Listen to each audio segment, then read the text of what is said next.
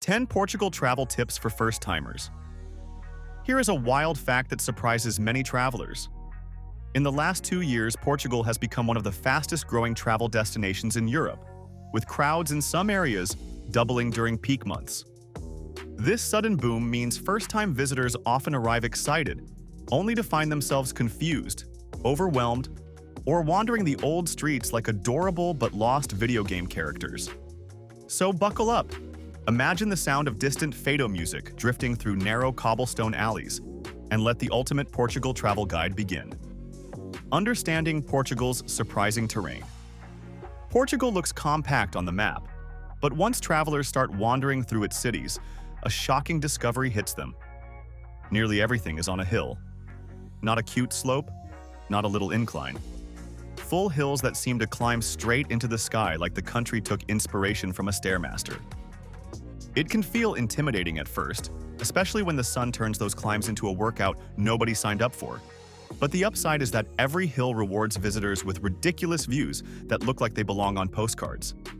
There is something almost magical about watching new arrivals slowly realize they need good footwear, only to break into laughter halfway up, because the whole thing feels like a silly but fun challenge. Embracing the terrain turns the trip into an adventure rather than an inconvenience, and travelers walk away with stronger legs and even better memories. Navigating Portugal's public transport puzzle. Most first-timers assume that getting around Portugal requires renting a car, but the country's public transport network works surprisingly well. Trains glide between cities and trams rattle through charming old neighborhoods like characters from a classic film. The confusing part comes from schedules that sometimes feel like suggestions, with trains occasionally arriving early, late, or in a mood of their own. But once visitors learn to be flexible, the system becomes part of the fun, especially when the journey offers scenic coastline views and rolling landscapes. The trick is to keep expectations light and enjoy the ride rather than obsessing over perfect timing. After all, this is Portugal. Things flow in their own relaxed rhythm. Adjusting to Portugal's refreshingly slow pace. One of the first cultural surprises first-time visitors notice is that Portugal moves gently, calmly, and sometimes so slowly that newcomers start questioning whether clocks work differently here. Meals stretch longer than expected, service takes its time, and locals seem to savor every moment like the world is not in a hurry at all. At first, travelers may worry something is wrong or feel a strange urge to speed things up. But soon enough, the slower pace becomes one of the country's biggest charms. There is something comforting about sitting in a cafe where no one rushes guests out, letting simple moments linger. For many, this becomes the part of the trip they miss the most after returning home. Discovering that portions are larger than expected. Portugal's food scene has a funny way of catching first-time visitors off guard, especially when dishes arrive at the table in portions much larger than expected. The menus look innocent, the prices seem modest, and then suddenly a seafood platter appears that could easily feed 2 or 3 hungry travelers.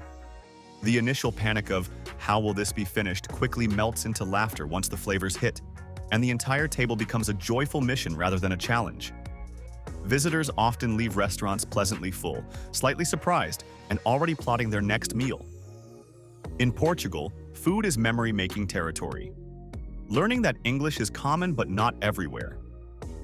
Most travelers expect language barriers when visiting a new country, but Portugal surprises many first-timers by having English widely spoken in tourist-heavy areas.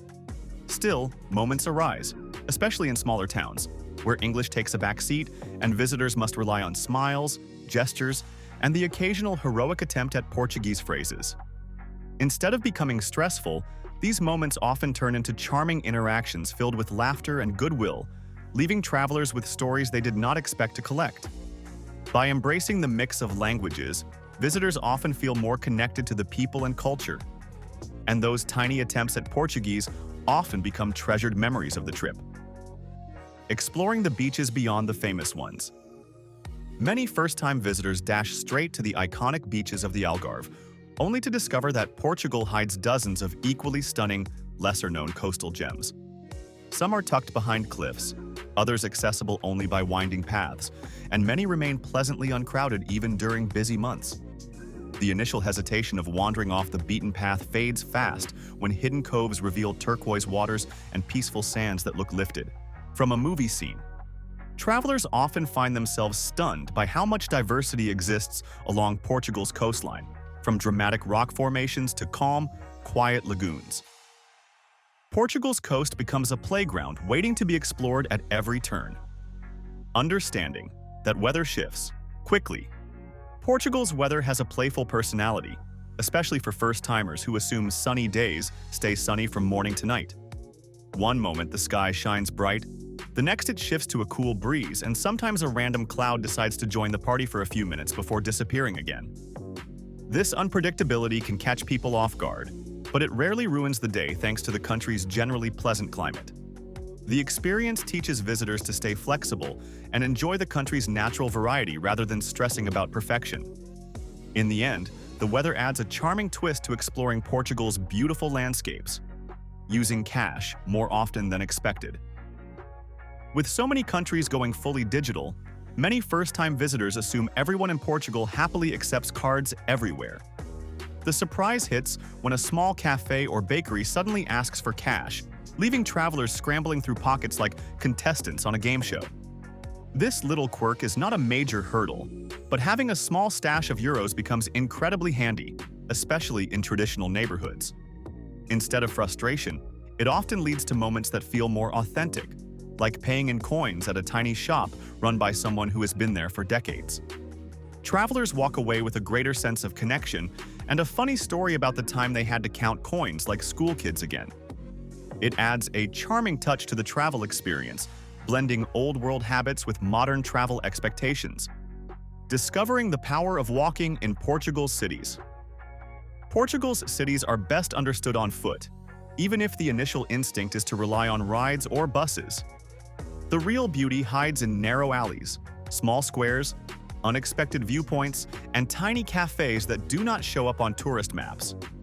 At first, travelers may worry about getting lost or wandering too far, but those turns and detours often create some of the trip's most magical moments.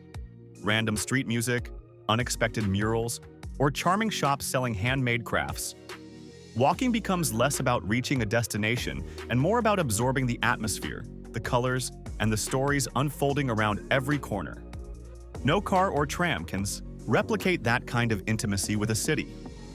By the end, most visitors agree that the soul of Portugal is discovered step by step. If this guide helped shape your upcoming trip, make sure to like the video so others can find it, drop a comment sharing your own travel tip or question, and subscribe for more deep travel guides crafted to make every journey unforgettable. Portugal awaits, and the adventure begins the moment those first steps hit the cobblestone.